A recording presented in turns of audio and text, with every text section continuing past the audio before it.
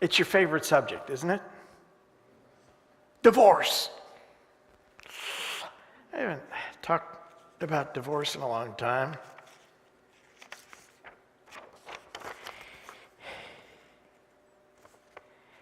It's an interesting story. It's an interesting piece of scripture. You find there are two places where Jesus speaks about this. The first one occurs in the 19th chapter of Matthew, the first 12 verses. Interesting. And then in Mark, the 10th chapter, the first 12 verses. That's an interesting thing that they happen to be the same number of verses. There are some additions in Matthew that aren't in the Mark version, but today I want to consider the Mark version. I thought I'd give you a little video of it. So, Chris, would you do that? Notice we leave it with, she commits adultery. This is the heavy part, isn't it?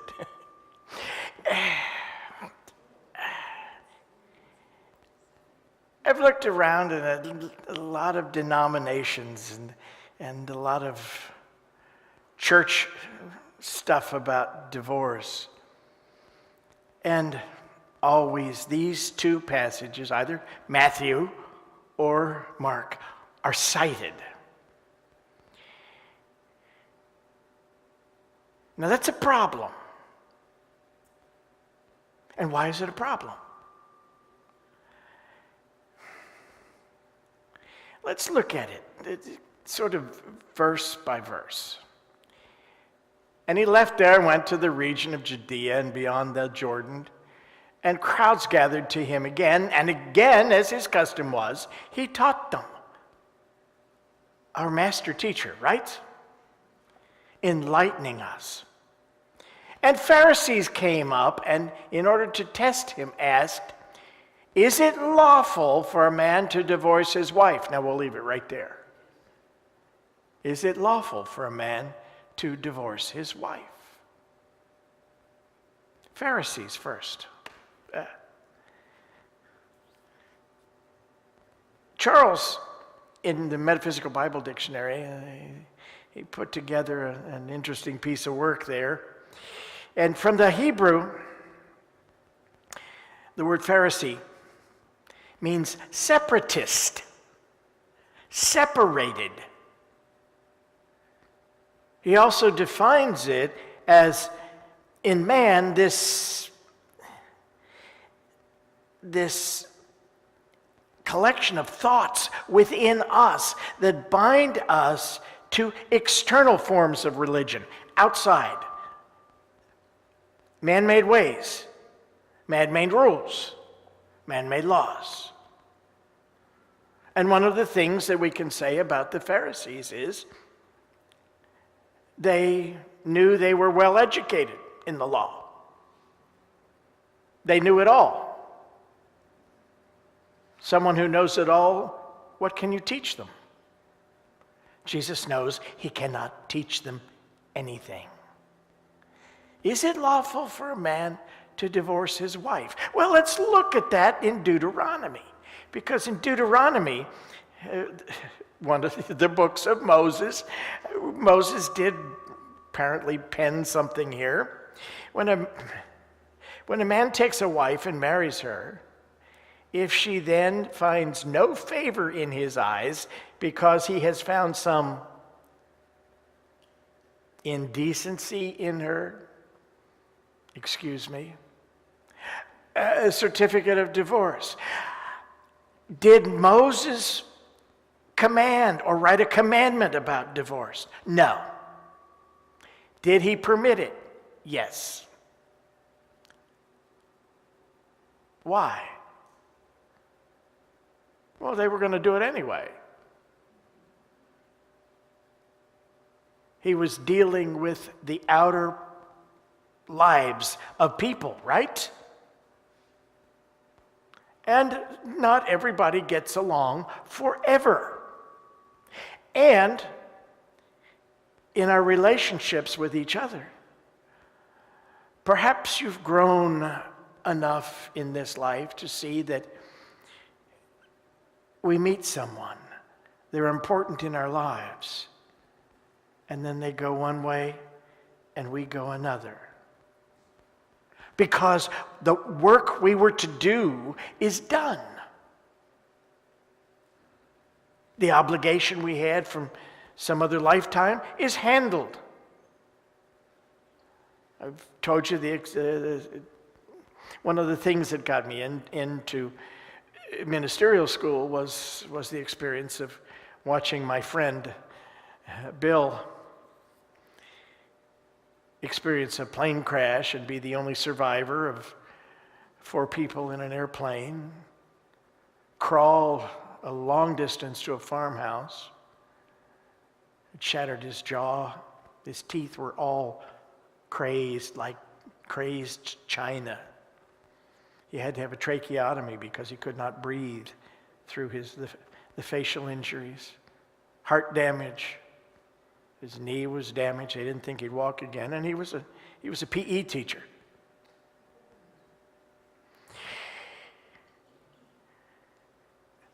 I watched him over a period of 30 days in the hospital, and I went to the hospital every day.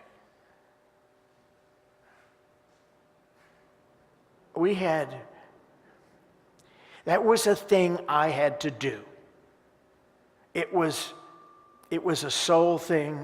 It was a God thing. The first time I saw him at the hospital, he was in intensive care. At that time, in those days, 1970, they only let in relatives. So when I went to the waiting room, I met his mother. And we were instant friends because she attended Charles Roth's church in Indianapolis.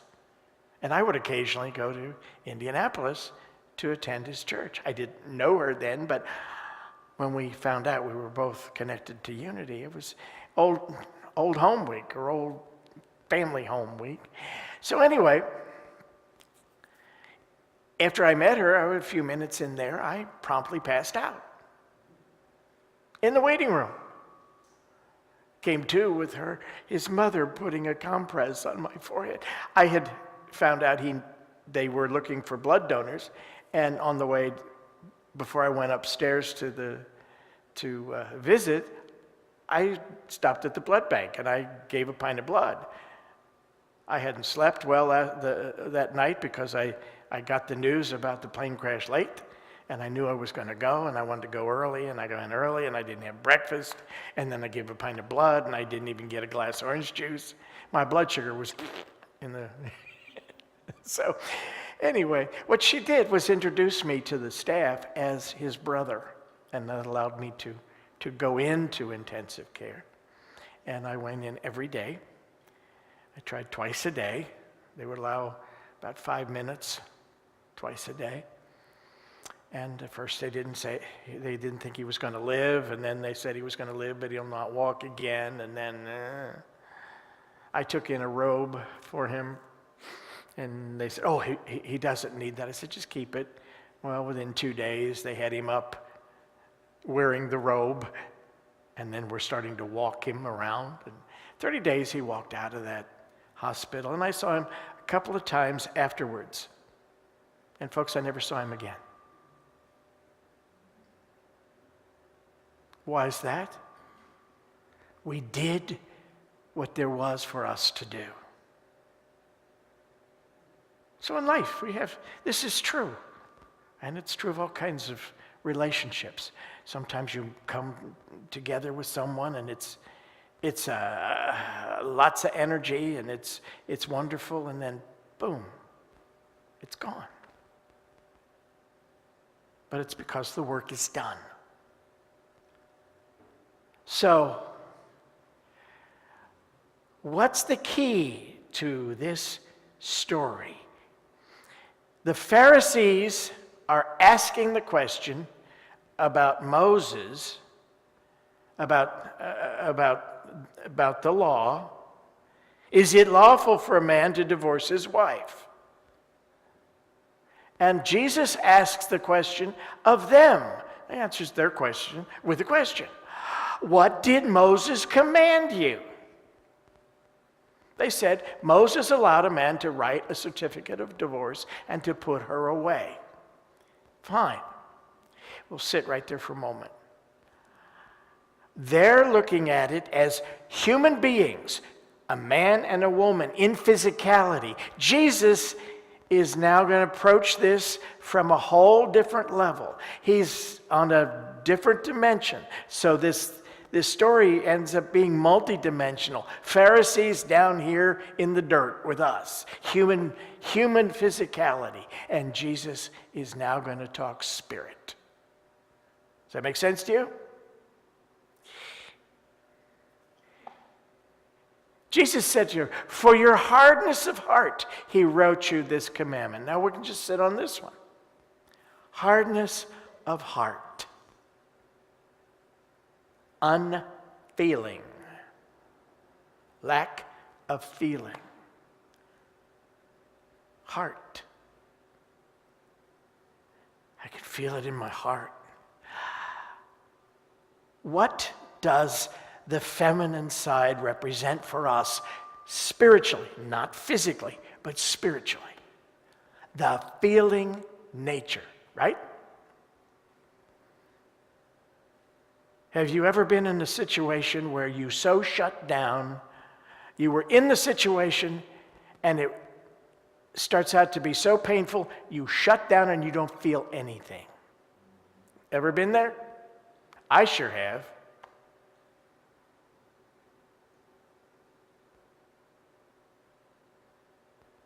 I remember being face to face with a pretty hurtful situation.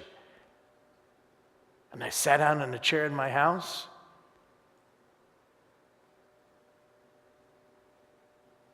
And then I realized I don't feel anything. And you know what that did? It scared the be whatever out of me. It really did. That's a frightening feeling. It was for me. It told me there was something wrong. Well, what's wrong with it? In the beginning, God created Adam first, right? The masculine side represents the thinking nature. And then,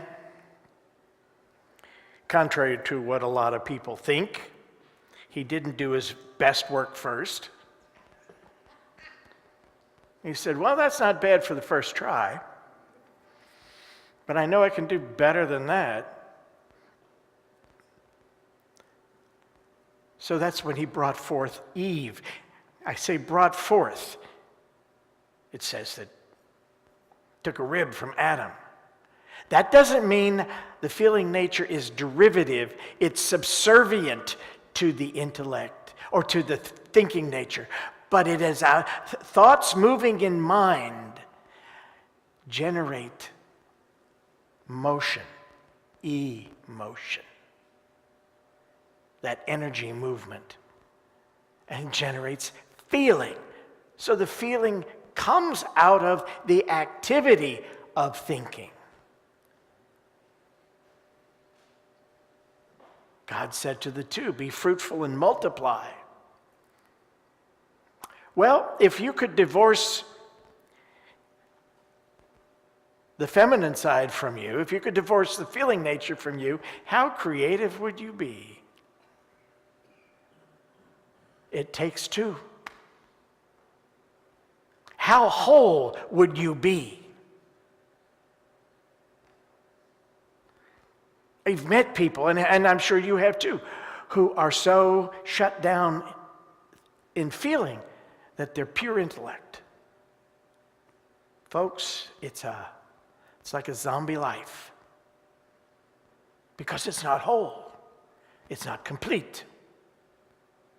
Even in life, we're trained. Mothers and fathers teach us. Other people teach us. School teaches us. Church even teaches us. Oh, don't feel. Did you ever lose A puppy?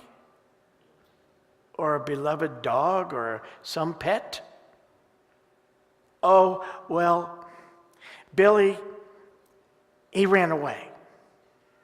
But don't cry, we'll get you another dog. Want me to translate that?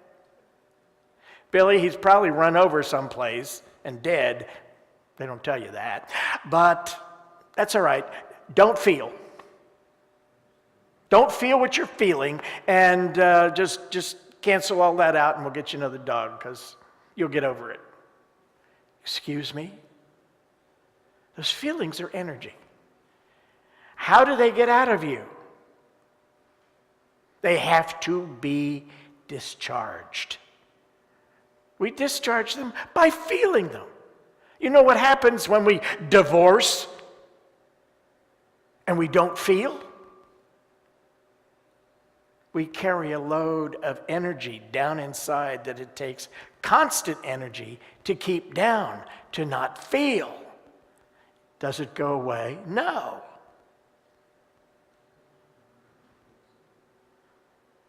And then something comes along and it happens to trigger it. And you have a reaction in life that's far greater than the situation warrants. Because it's still there. And what happens to things like an infection that's down inside and hidden? Yeah, you want to get rid of it. You really want to get rid of it. And you don't get rid of it by denying it. You get rid of it by discharging it, by cleaning it out. There are things in life that we've been taught by parents, mother, father, teachers, other people. Well, don't feel this. Don't feel sad. They're only acceptable feelings.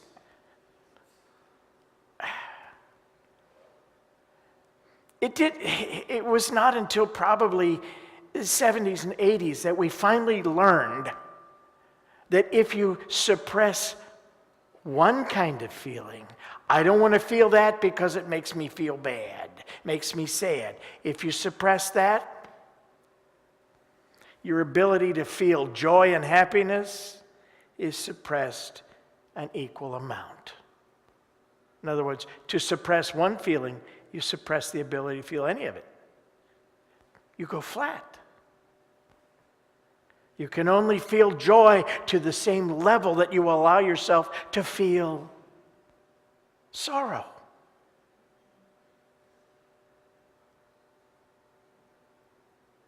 Shortest sentence in the Bible is, yes, Jesus wept.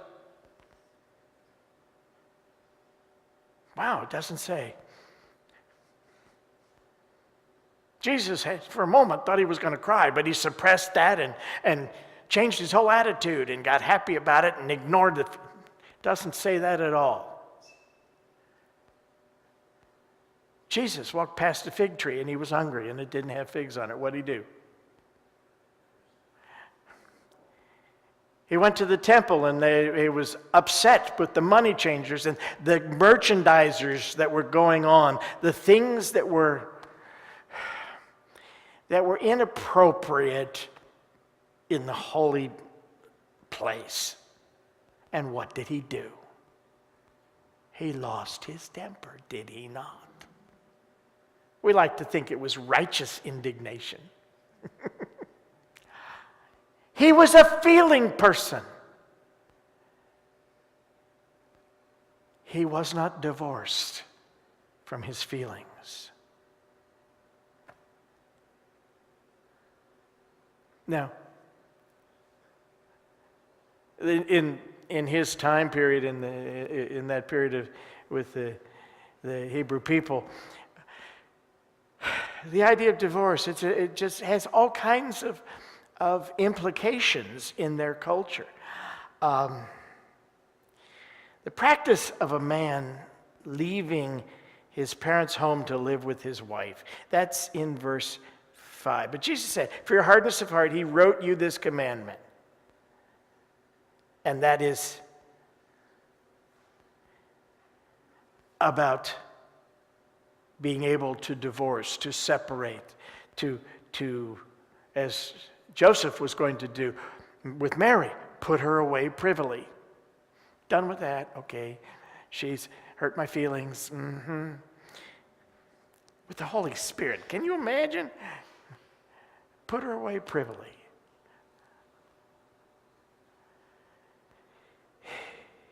If in those days, just imagine, the property in the family was owned jointly by the males. That means father and son. It was common for a son to marry, and where would he live with his wife? Usually in his parents' home. All the property stays there. Sometimes he might decide if the living conditions get a little tough, there's friction. Well, I guess I'll stay here and the wife can go away. Sometimes the son and the wife would move out of the parents' house. What had to happen then? Remember, the property is owned jointly between the males.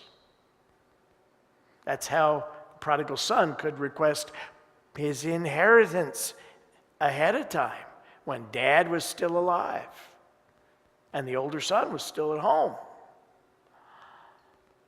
He's asking for his portion of the property. So if a son takes his wife and they leave, then that property has to be divided.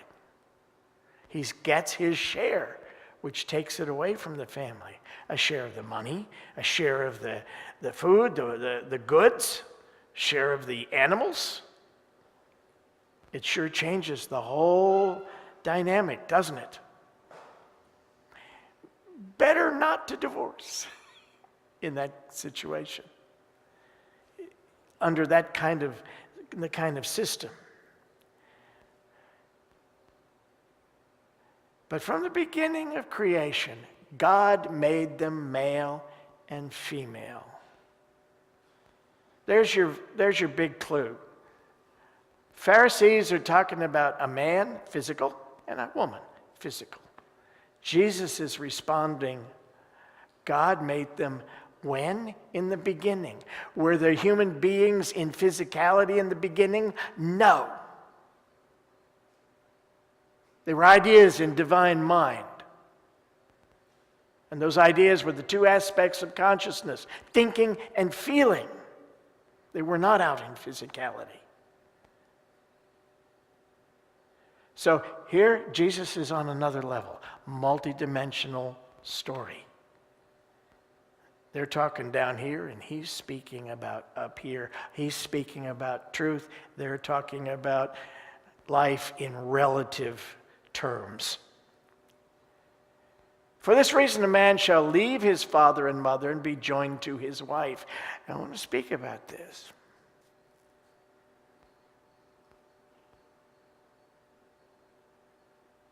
When you grew up, you're part of a family. Hopefully it was a whole nuclear family with two parents. Hopefully. It seems to work out pretty well most of the time. You watch parents going through life and experiences. You watch their responses and reactions to things. What do you learn? First, you learn ideas. You learn behavior. You learn certain ways to feel about certain situations, or you learn to feel a particular way about a certain thing. You go to certain communities, and I like to go back to Cincinnati and have Cincinnati chili because I crave it, because I grew up with it. 200 and some chili parlors in Cincinnati. How many are here? 2? 1? 2? Yeah. And in Cincinnati, it's Cincinnati chili, not what I've had here. And Cincinnatians love it. You don't see those other kind of chili parlors because that's how they feel about the chili that's been A tradition in Cincinnati since the 20s. Well, people here don't feel that way, do they? They don't think about it the same way. I've had Cincinnati chili here at church and had people say, "Oh, I love it." I've had other people say, "Oh, a little strange, isn't it?" Chili on top of spaghetti? Who does that? We do. You learn things that you take on in yourself as a part of you. So as you grow up, you have mom and dad inside in thought and in learned responses to thought, in feeling. As you grow and become your own person, and as you grow in spiritual awareness, you leave behind the learned behaviors that do not serve your highest good. You grow to another level. And you join your thinking nature and your feeling nature work in you, for you, through you. Does that make sense? When we're kids, our use and awareness of the thinking and feeling nature is kind of rudimentary. We need to learn its value, and it's, by the time you reach a teenager, you're thinking on your own, aren't you? Teenagers, do they like to be told what to do? Do they like to be told anything? Pretty much not. They're beginning to realize they have a mind. They have thoughts.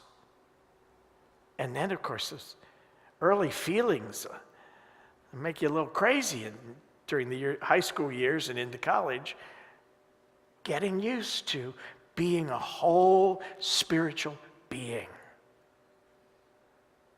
And the two shall become one flesh, thinking, feeling in one body, in one individual. So they are no longer two, but one. No longer separate, but work together. And that's what's so important. It's confusing and it's disturbing when you think one thing and feeling something else. Or you're feeling something really strongly, but your thinking is counter to that. It's confusing. We need to be unified, where thought and feeling are joined. And the next, what therefore God has joined together, let not man put asunder. I like that word, asunder. Yeah. And in the house, the disciples asked him again about this matter. And he said to them, whoever divorces his wife and marries another commits adultery against her. Oh, wonderful word, adultery. Do we ever, within our own being, divorce our spirit wife, our feeling nature, and marry another? You betcha. We don't like that feeling because it's not comfortable, so we want to go after something else. We want something to change how we feel about a particular thing or situation. But as long as you're thinking something, as long as it's part of your thinking process, the thinking is going to help generate that feeling. They need to work together. This is to replace it. So, adultery, it's a wonderful term. And the good news is adultery doesn't mean what it sounds like it means. Because it's not about out here in the world, it's about in here. Adultery, in this sense, is not an unpardonable sin. It's not a shameful thing. It is a metaphysical term referring to mixing some error into your consciousness. And if it's one thought and you're replacing the natural feeling with something else because you just don't like it, you don't want to feel it, that's adultery. You're mixing something in. What's going to happen to the original feeling? Does it go away? No. It's pushed down. It's pushed back. It's off in a corner, ready to haunt you. When you least expect it, it pops up.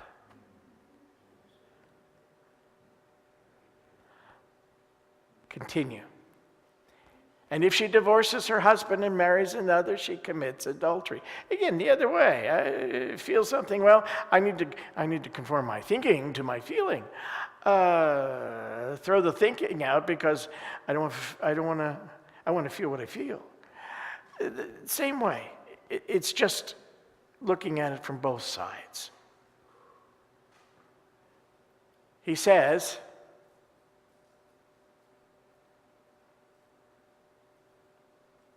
about divorce, essentially, don't do it. But it's not divorcing a human being. It's setting aside your own thinking or feeling natures. Now, where do the laws of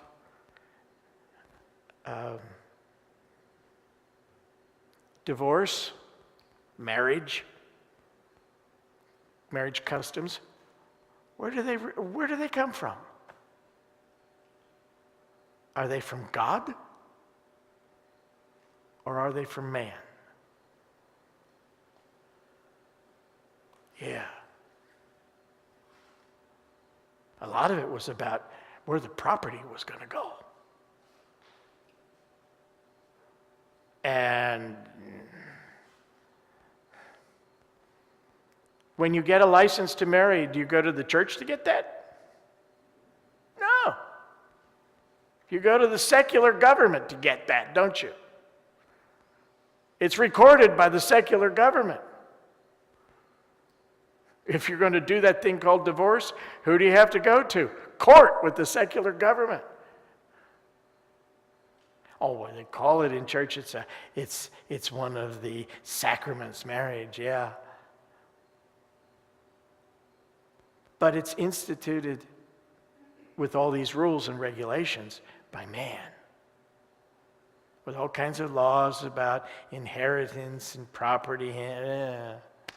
It's a man thing, not a God thing. So, I encourage you, feel what you feel. The easiest way to get through a feeling you don't like, a feeling that's uncomfortable, is to feel it. Just for your own, maybe this would be a helpful piece of information, but back in the 80s, I went to there was an organization, they did wonderful therapy in Kansas City for children of alcoholics, codependency, a variety of issues such as that. And I went there for an intensive. We started on Sunday evening. We started off with a letter to our parents telling them everything we hadn't told them, that we read aloud to the group. The group was 8 people and 2 professional facilitators. That was Sunday night. Then we started Monday morning, and we went from Monday morning until 9 o'clock Monday night, and Tuesday, and Wednesday, and Thursday, and Friday we quit at 5. It was intense. It was very intense. We even did what is called family sculpture, where towards the end of the week, we had enough information on our family background and the characters in our family that they could pick people in the group to play the role of your mother or your father, the important characters in your family setting, in your family of origin. So they picked one young woman to be my mother, and they put her up on a chair, standing on a chair. Why? Because she was the power.